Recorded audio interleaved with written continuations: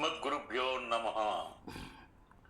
కాశ్యపాన్వయ సంజాతం నారాయణ పదాశ్రితం శ్రీమన్నారాయణం వందే యతీశ్వర శ్రియాజుషం. శ్రీమతే రామానుజాయ నమః. శ్రీమాధవాంగ్రి జలజద్వయ నిత్య సేవా ప్రేమా విలాసయ పరాంకుశ పాదభక్తం కామాదిదోష హరమాత్మ పదాశ్రితానాం రామానుజం యతిపతిం ప్రణమామి మూర్ధ్నా.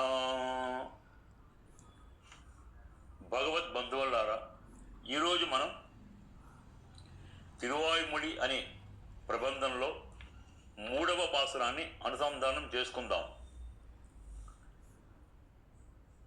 இளனது உடையனிது என நினைவு அறியவன் இளநிடை விசும்பிடை உருவினன் அருவினன் புலனொடு புலநலன் ஒளிவிலன் பரந்த అన్నలనుడయొరువనై ననుగినం నామే. ఇది పాసురం.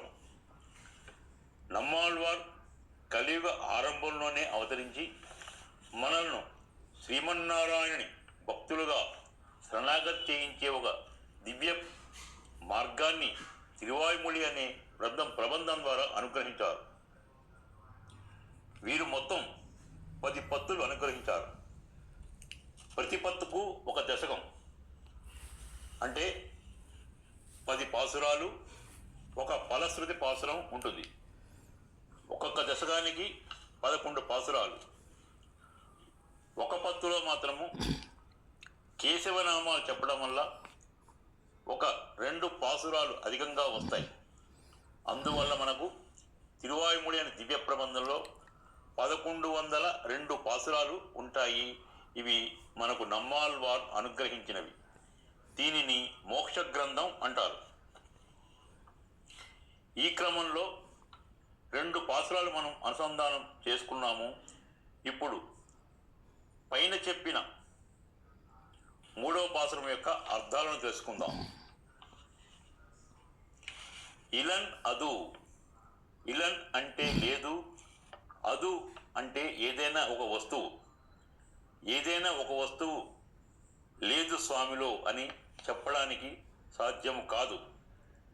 ఎన నిனைవు అని తలచడానికి అరియవన్ సాధ్యము కాదు. ఇలనదు ఉడయనిదు ఎన నిனைవు అరియవన్. నిలనిడై విసుంబిడై.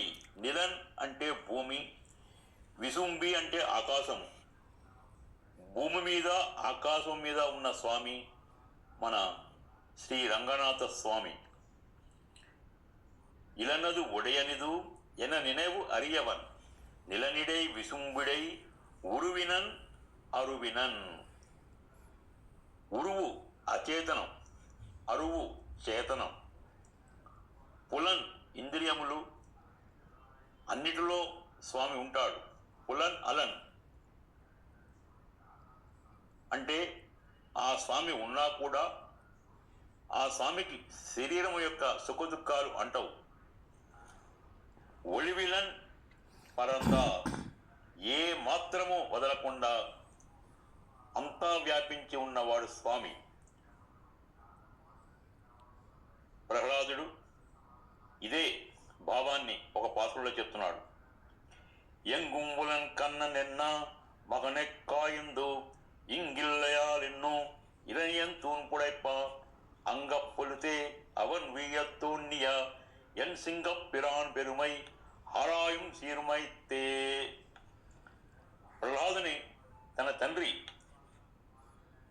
అడిగినప్పుడు ఎంగుంబులన్ కన్నన్, అంతా కన్నన్ ఉన్నాడు అని చెప్పడంతో కోపం వచ్చి ఈ స్తంభంలో ఉన్నాడా అని అడిగినప్పుడు ఎంగుములన్ కన్ననన్న మగనెక్కాయిందు కోపగించి ఆ స్తంభాన్ని తన గదతో పగలగొట్టి చూసినప్పుడు అందులోంచి వచ్చిన వాడే నరసింహస్వామి. అదే ఒళివిలన్ పరందా అన్నలనుడై ఎరువనై. అటువంటి కళ్యాణ గుణముల స్వామి గల స్వామిని మనము చేరుదాము, స్వామి కృప ఉంటే. ఈ విధంగా మనం అర్థాలను తెలుసుకున్నాం. ఇలనదు ఒడయనిదు.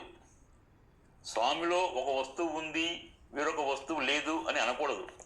ఎల్లావట్రయం తన్నిడత్తలే ఉడయవన్ ఎంబెరుమాన్.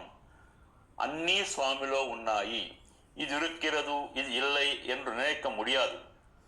இந்த மாதிரி சொல்லக்கூடாது. ஏனென்றால் ఎల్లాం ఉడయవన్ పెరుమాన్, అన్నీ స్వామిలో ఉంటాయి, ఇంకా అది లేదు ఇది లేదు అని మనం విపరీత వ్యాఖ్యానాలు చేయకూడదు. இன்னும் அவனுக்கு உண்டான மேன்மைகள் தெரிவித்தார் நம்மாழ்வார் ఈ பாசுరంలో. அவனிடத்திலே இல்லாத வஸ்துவே கிடையாது.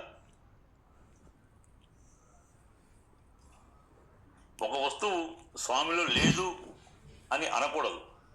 మరి ఒక వస్తువు ఉంది అని అనవచ్చు కదా, దానిలో దోషమేమి అంటే, స్వామిలో ఈ వస్తువు ఉంది అంటే మత్తున్నిల్లై నినెక్క తోన్రోం, ఇంకోటి లేదు అని అనుకుంటాము.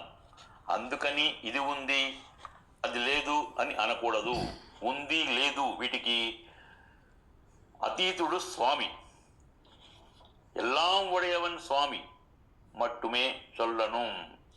నిలనిడై విసుంబుడై, భూమి మీద ఆకాశం ఎందు వ్యాపించున్నవాడు స్వామి.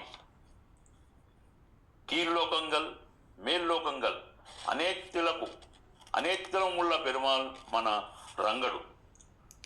ఉరువినన్ అరువినన్ అంటే ఉరువు అంటే శరీరం, ఉరువత్తై ఉడయవన్.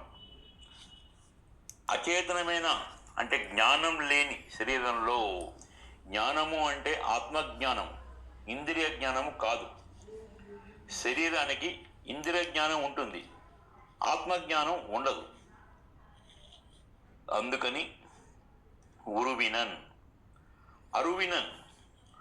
అరువినన్ అంటే ఆత్మ చేతనము గలది, అరువు అంటే జ్ఞానము గలది.